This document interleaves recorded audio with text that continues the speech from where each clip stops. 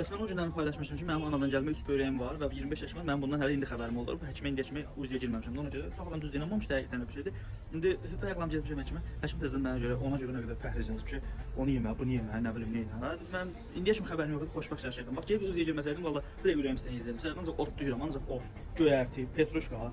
Ben bu üç böyrək olanlar nə eləməlidir? Yaşamasın qardaşım, ne olur, lap yaxşıdır. Əksik deyək ki, deyirəm həkimə, əksik olsa qorxarıq. Bu artıqdır, bu artıqın nə ziyanı var? Yəni bilirəm ki, mənim içimdə 100.000 pul yatır. Ürəyim istəyən vaxt onu çıxaracağam, malı vuracağam, malı yəni yatızdıracağam malı. Əlavə bir dükan açacağam, nə bilim, xeyriyyə məqsədində xərcləyəcəm. Ən pis momentdə satılmayacaq böyrək də. Nə ziyanı var? Nəysə. Malları var, bunları salmışam 15 manata, bunları salmışam 13 manata, 10 manata silahını köynəklər salmışam. İçindəki futbolkası ilə birlikdə yarımzamaklar 29 manatdır, dərslər 35 manatdır, 13 manatdır baba toyluq sarışqalar, yaxınlaşın 20 yanvar filmimizə 100 manat yoxaral verəsən, maşın qazanırsan, avtomobil və məhsulları həm də kreditlə əldə edə bilirsiniz. Mən necə deyirəm, böyrəyimi çıxartıram, satım, bir dənə də təcə filial açırıq. Filialın yerinə.